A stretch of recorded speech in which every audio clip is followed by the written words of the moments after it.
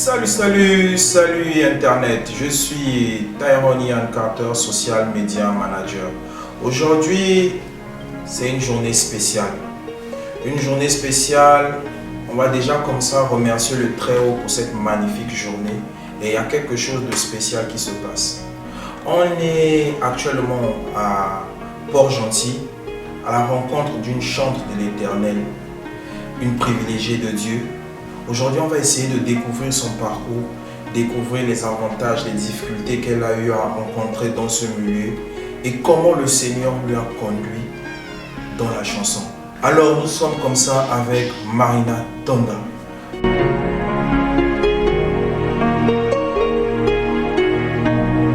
Bonjour. Bonjour Tyler. Comment allez-vous? Très bien, merci. Et est-ce que vous pouvez vous définir en trois mots, juste en trois mots? Marina Tonda, je suis chante de l'Éternel, vous l'avez dit. Voilà, je suis une femme active, ouais. Une mère. Je suis mariée, mère de 3 enfants. Et beaucoup vous ont découvert grâce au projet que vous avez eu à faire. On aura longuement le temps de pouvoir discuter de cela. Est-ce que vous pouvez déjà essayer de nous parler de votre parcours? Quand avez-vous commencé la musique? À quand avez-vous reçu votre appel à travers le Seigneur? J'ai souvent attendu qu'on me pose cette question pour ne pas répondre comme répondent souvent les gens. Quand est-ce que vous avez commencé à chanter? Depuis 3 ans, mais depuis 3 ans, tous les enfants de 3 ans chantent en fait. Ouais. Mais bon, plus sérieusement, c'est quelque chose qui m'a toujours collé à la peau. C'est pas quelque chose que j'ai particulièrement cherché de chanter, mais je pense que c'est très jeune. Des fois, il y avait des manifestations, que ce soit à l'école. J'ai toujours été prise pour être en avant-première, chanter, pour voilà, déjà emmener les gens dans la célébration. Et puis, ça n'a fait que se confirmer au fil du temps en grandissant. Donc, j'ai occupé pas mal de rôles dans les groupes musicaux auxquels j'ai appartenu.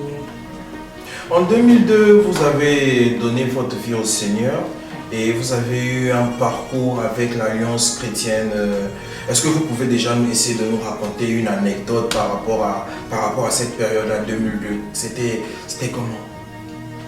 Bon, ma rencontre avec le Seigneur n'a pas été quelque chose d'extraordinaire. Hein. C'est pas...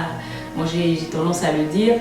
J'entends souvent des gens, je me suis donnée au Seigneur, quand j'étais malade, le Seigneur m'a sorti de la maladie, il m'a sorti de situations terribles. Non, moi, j'étais dans un établissement et il y avait un groupe d'élèves qui se tenaient souvent en pleine pause, récréation pour chanter. Donc ils avaient des guitares, c'était des chrétiens, ils avaient des guitares. Et puis il y a quelqu'un qui chantait superbement bien. Voilà. Donc moi j'ai été une fois attirée par eux et je me suis rapprochée.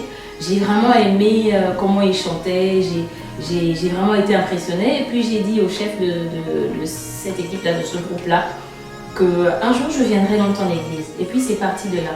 Et un jour, je pense que l'appel de Dieu avait commencé à faire son œuvre dans mon cœur parce qu'après à un moment donné, j'avais plus de paix.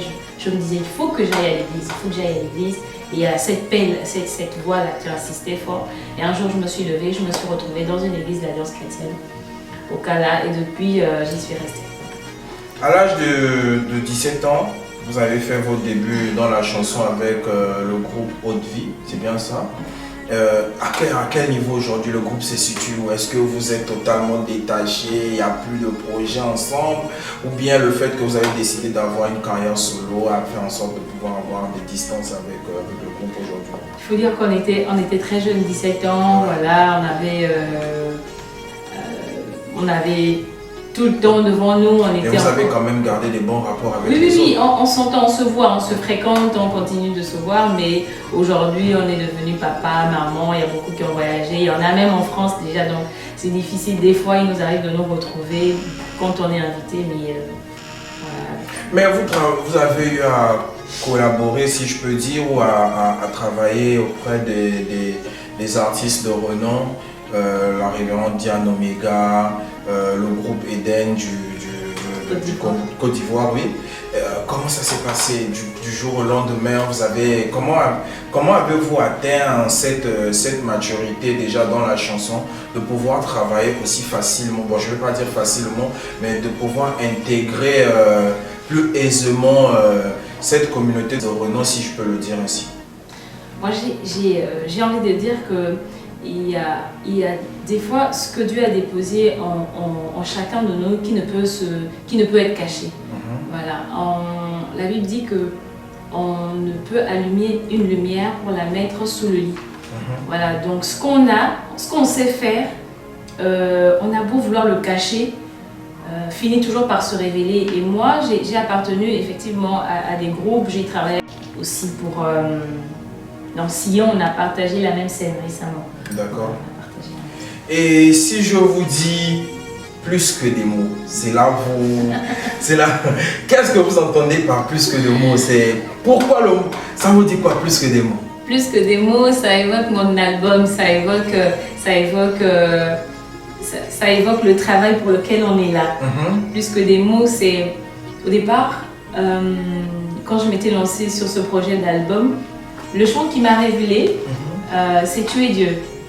Les gens, ils l'ont beaucoup apprécié. Et donc au départ, je me disais que quand je vais sortir l'album, j'allais l'appeler Tu es Dieu. J'allais l'intituler Tu es Dieu. Mais je pense que le Seigneur m'a conduit à beaucoup plus. Plus que des mots, cet album, c'est un vécu. Et chacune de ces chansons mérite d'être écoutée.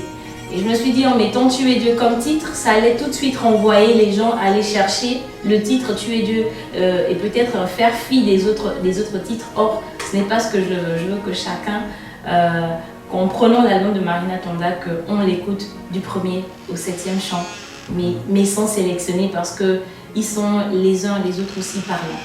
Ok, mais on sait que 7 c'est le chiffre de la victoire. Est-ce que vous avez voulu avoir 7 chiffres juste pour garder le mystère tout autour du chiffre de la victoire en fait? Définitivement, je suis inspirée parce que c'est vous qui me faites remarquer que 7 c'est le chiffre de la perfection et j'ai, sans vouloir faire de la fausse modestie, ce sera un album parfait. Parce que c'est plus que des mots, il y a eu du parcours, c'est un vécu en fait, cet album c'est un vécu.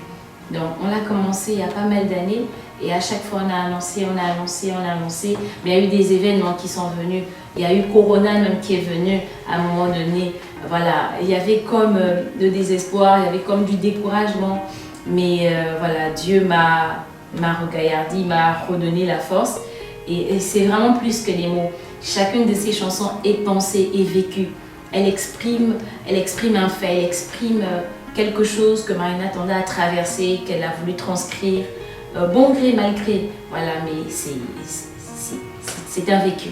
Est-ce qu'aujourd'hui, vous avez dit Corona, vous avez cité plein de choses, est-ce qu'aujourd'hui, on peut dire que l'album a enfin une date de sortie? Le 23 décembre. Le 23 décembre. Pourquoi le 23 décembre? Pourquoi pas le 25 décembre? Assurément, c'est des dates inspirées, parce que le lieu qui a été choisi, par exemple la foire, est très sollicité. Et même quand on choisissait le mois de décembre, on sait que c'est vraiment une période, c'est un mois qui est hyper sollicité de part et d'autre. Et donc pour nous, c'était un autre combat. Parce qu'on s'est dit, est-ce qu'on aura cette date? Après, quand on s'est rapproché, c'est la seule date qui était disponible. Ok, d'accord, mais pour les personnes qui vont venir ce 23 décembre, que réserve l'artiste à ces personnes qui sont bien intéressées par ce que vous faites? Le 23 décembre, que promettez-vous à ces personnes? Voilà, déjà, comme vous l'avez dit, ça fait un moment donné maintenant que je fais des scènes pour annoncer cet album. Et j'ai vu plein de gens venir. J'ai vu, voilà, vous qui me regardez, les internautes, de partout, le Gabon et même au-delà. Des gens, vous m'avez suivi, vous étiez là, ceux qui ont pu. Vous avez fait le nécessaire et des fois de gros sacrifices pour être là. Et j'ai vraiment apprécié. Et parce que vous n'avez pas été déçus, vous m'avez suivi de la première à la troisième au quatrième événement. Alors, ce que je peux rassurer, c'est que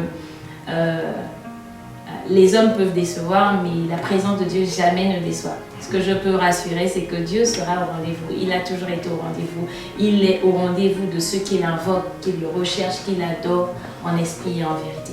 Et ce jour-là, au-delà d'une présentation d'album, ce sera des moments d'adoration, ce sera des moments de reconnaissance parce que, voyez-vous, on sera à l'aube d'une nouvelle année, voilà, de quelque chose de nouveau. Et pour ceux qui voudront, comme moi, célébrer une année de grâce, moi j'ai déclamé cette année mon année de grâce. C'était porté par la foi, c'était inspiré par le Seigneur parce que je sortais d'une année assez sombre, d'années assez sombres.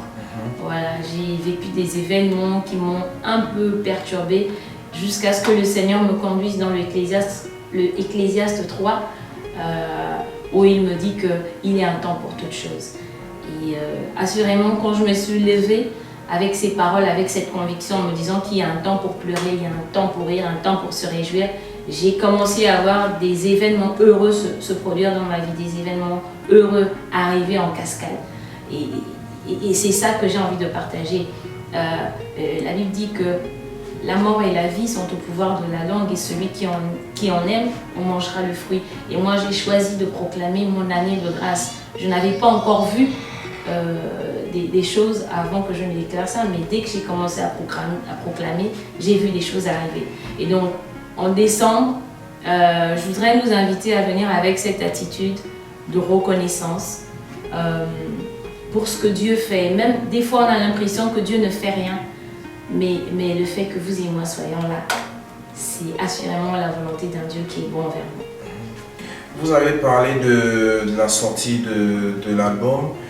Est-ce que la vente de CD, est-ce qu'il y aura une tournée au niveau national? Est-ce que vous avez déjà des dates fixées par rapport à ça et à combien va se vendre le CD? Est-ce que c'est déjà bouclé ou c'est encore entre parenthèses? Il y aura bel et bien une vente de CD. Vous parlez du Gabon, mais même au-delà. Parce que, est-ce que c'est maintenant que je dois... Non, mais vu que vous êtes sur la plateforme, voilà, vous pouvez déjà communiquer pour la sortie voilà, de votre album. C'est même au-delà. Il faut dire que cet album, je suis allée le faire loin. Voilà. Et Dieu m'a fait la grâce de rencontrer des personnes qui, elles aussi, ont aimé le projet, ont aimé le produit et souhaitent que cet album aille au-delà du Gabon. Donc la vente, évidemment, elle se fera au-delà du Gabon. Il y aura des CD, il y aura des tournées. Il y a tout un programme établi, mais peut-être que je ne peux pas détailler ici. Intégralement. Voilà, intégralement.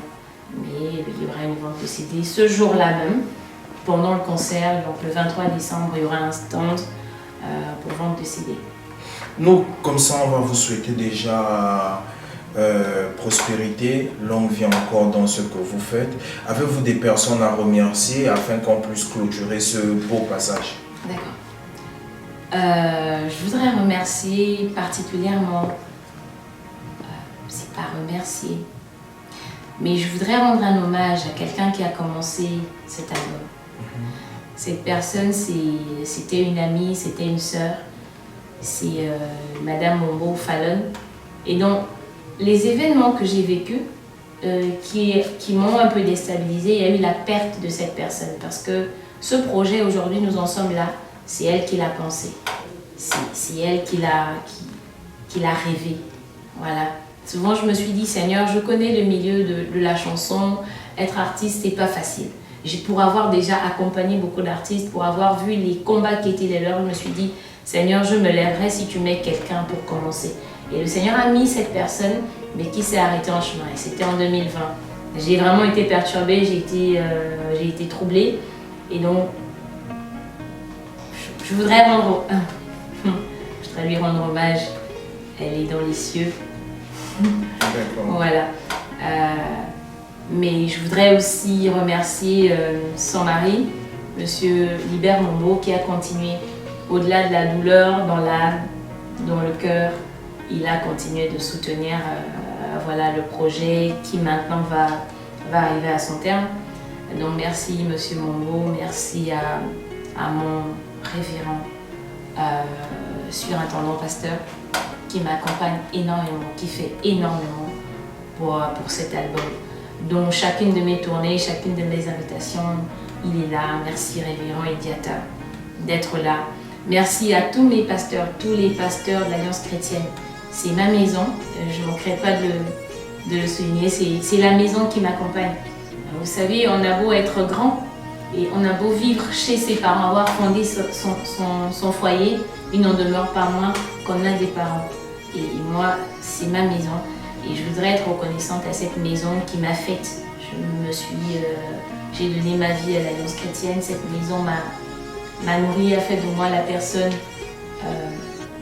que je suis, que je tends à devenir, voilà. Et donc merci à ma communauté de l'Alliance chrétienne, à tous les pasteurs. Merci au couple Amoussou. Ah, il y a tellement de gens. Il y a tellement de gens qui me soutiennent dans cette œuvre. Merci au couple Amoussou, merci au Raïvo, merci à Kiri, merci à voilà. Je ne pourrais pas les citer tous, hein. Vraiment, ici je ne pourrais pas les citer. Je n'oublierai pas mon mari. C'est quelque chose de compliqué de quitter sa maison, de partir très loin, de laisser la maison, les enfants. Merci à eux parce que des fois ils nous boudent, mais ils comprennent que voilà, Dieu appelle. Et puis je me dois d'honorer, de respecter. Donc merci à mon époux, merci à mes enfants pour la patience envers leur maman et qui m'encourage. Merci à ma maman. Elle est très présente, elle me soutient dans ses prières. Elle effectue quand elle peut le déplacement pour venir à chacun des événements. Merci à toute la communauté chrétienne. Toute la communauté chrétienne. Je n'ai pas vu que des gens de l'Alliance chrétienne, j'ai vu beaucoup de gens me porter, j'ai vu beaucoup de gens de toutes les assemblées, au pasteur Yannick Mouiti de Philadelphie et toute l'assemblée Philadelphie, toute la communauté Philadelphie, c'est une autre maison. Voilà, donc merci beaucoup à toute la communauté chrétienne et ne pas vous citer ici, c'est parce que j'ai un temps imparti. C'est pour ça que je ne pourrais pas tous vous citer. Mais voilà, toutes les personnes que je viens de remercier, merci d'être là.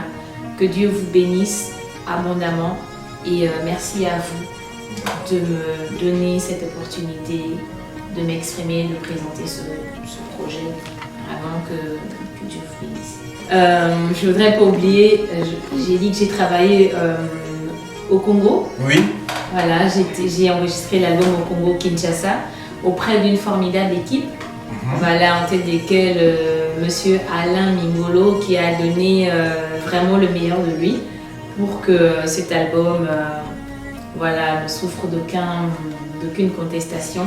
Donc merci beaucoup Alain, merci pour le temps, merci pour... et j'ai eu de formidables musiciens, Jim, Curtis. J'ai beaucoup de fans là-bas.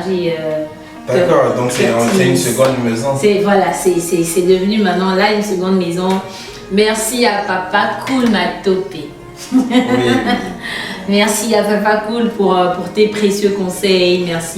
Merci à tous. Merci à monsieur le maire du 1er arrondissement, monsieur Zogan. Merci beaucoup. Nous, comme ça, on va remercier notre sponsor officiel qui n'est que Fouta Crédit. On va remercier comme ça Dr Loïs Alela. On va remercier Moustara Gilles derrière la caméra. À Carter Bling, on n'oublie pas de remercier toutes les personnes qui nous soutiennent de près comme de loin. MN Pog, Squall Killer, soyez salués. On se dit la suite, à très bientôt. C'était Marina Tonda avec Yann Carter. Salut!